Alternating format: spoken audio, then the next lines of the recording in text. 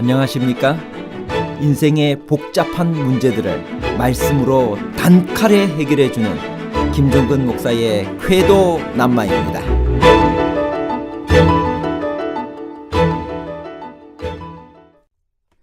시체로 인한 부정으로부터 정결케 되기 위해서는 어떤 예식이 필요했나요? 그 희생 제물이 암송아지여야 하는 이유는 무엇일까요? 그 암송아지가 온전하여 흠이 없어야 했던 것은 그 암송아지가 누구를 예표했기 때문인가요? 붉은 암송아지 제사는 외형적인 부정만을 정결케 하는 제사였나요? 아니면 외형적인 부정과 영적인 부정 모두를 정결케 하는 제사였나요?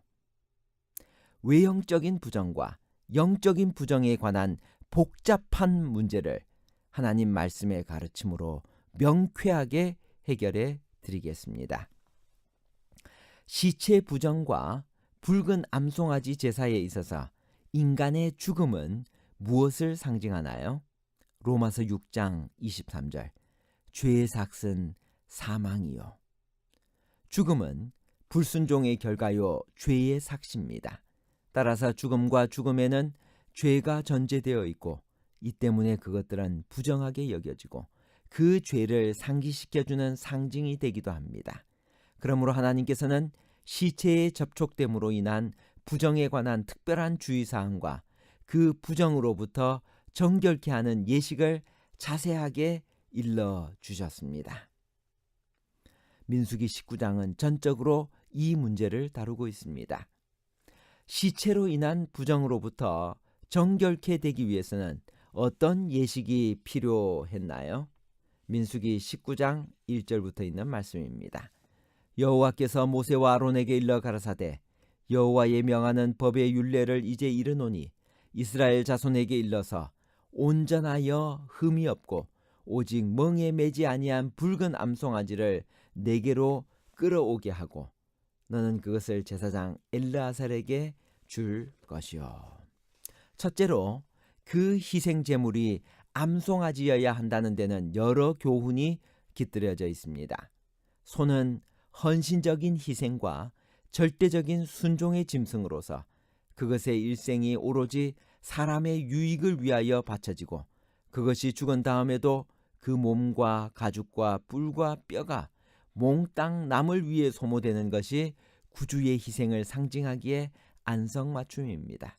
사사시대 말엽 엘리 제사장 당시에 여호와의 법궤가 블레셋 사람들에게 빼앗겼다가 7개월 만에 돌아올 때 암소 2마리가 겪는 슬픔과 아픔은 그 짐승의 희생과 순종이 얼마나 완벽한 것인지를 보여줍니다.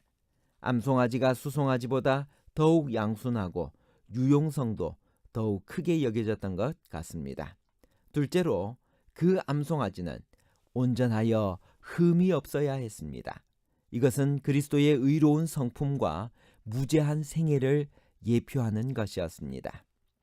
셋째로 그 암송아지는 아직 멍에를 메어 보지 않은 것이어야 했습니다. 성경에서 멍에는 죄악의 멍에, 종의 명예 등으로 이해되고 봉사를 위해 매는 멍에는 곧 하나님의 율법을 상징하기도 합니다. 그러므로 멍에를 매지 않은 암송아지는 아무런 법적인 의무나 자신의 과오가 없이 오로지 자발적으로 또는 자원해서 희생되실 구주의 모습을 미리 보여주고 있습니다. 이 암송아지에 대하여 교회 증언 4권 120페이지에서 121페이지에는 다음과 같이 말씀하고 있습니다. 그것은 흠이나 점이 없어야 했고 멍에를 접은 적이 없는 것이라야 했다. 여기에 다시 그리스도가 표상되었다. 하나님의 아들께서는 속죄 사업을 성취하시고자 자원해서 오셨다. 그분에게는 의무적인 멍에가 없었다.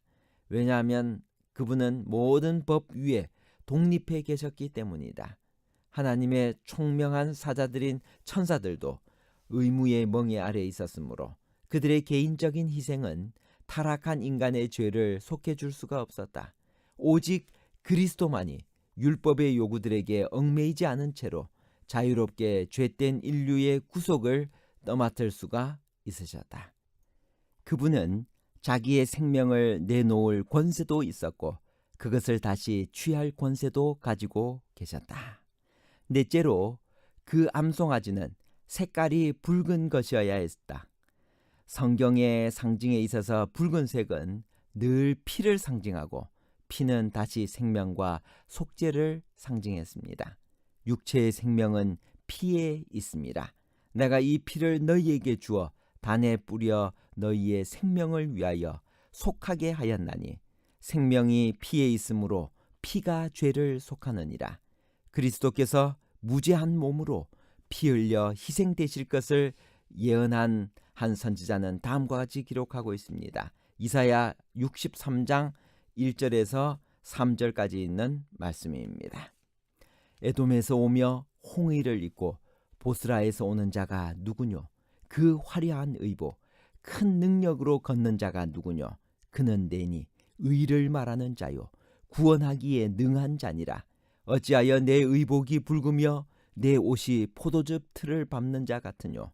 만민 중에 나와 함께 한 자가 없이 홀로 포도즙 틀을 밟았는데 내가 노함을 인하여 무리를 밟았고 분함을 인하여 짓밟았으므로 그들의 선혈이 내 옷에 튀어 내 의복을 다 더럽혔음이니. 계시자 요한은 또 그가 피 뿌린 옷을 입었는데 그 이름은 하나님의 말씀이라 칭하더라고 했습니다. 여기서 말씀으로 표현된 분은 요한이 다른 곳에서도 말씀으로 지칭한 바 있는 예수 그리스도이십니다. 이 붉은 암송아지는 전신이 피로 얼룩지게 될 그리스도의 생생한 표상입니다. 그 암송아지를 누가 누구에게로 데려갔나요? 민수기 19장 2절부터 있는 말씀입니다.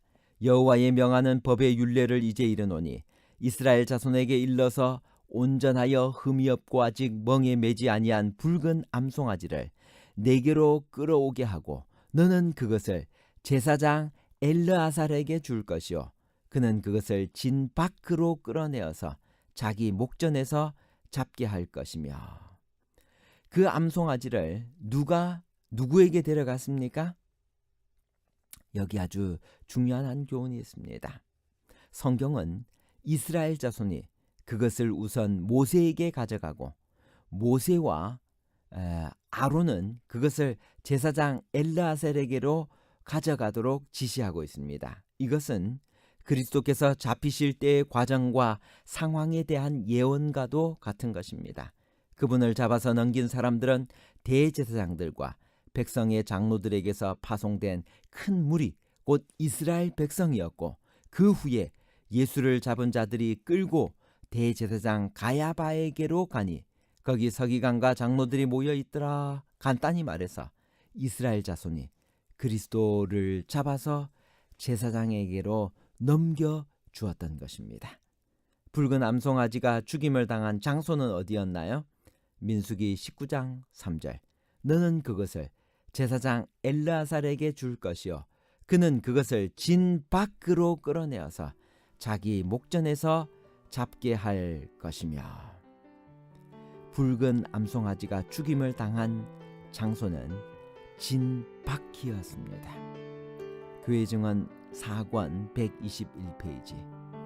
희생될 암송아지는 진영 바깥으로 끌려나가서 거기서 가장 끔찍한 방법으로 죽임을 당하였다.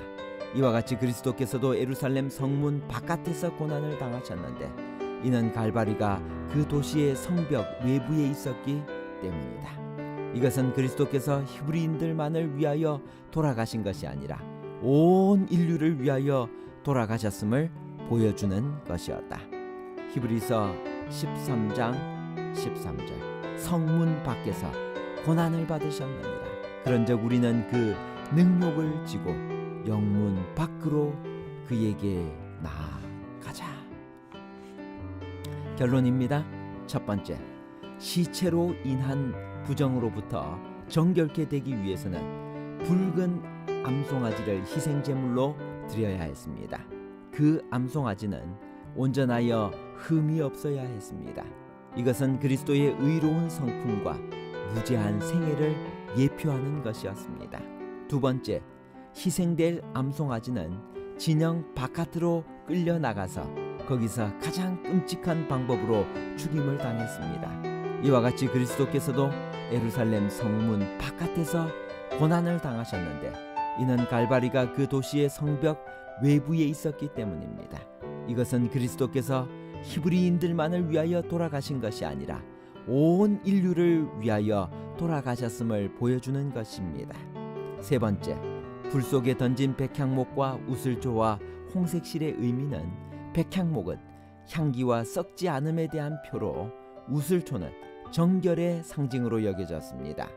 또한 홍색실은 피를 상징했습니다. 이 셋은 우리를 죄에서 정결케 하시는 그리스도의 보혈을 상징하는 표상입니다. 감사합니다.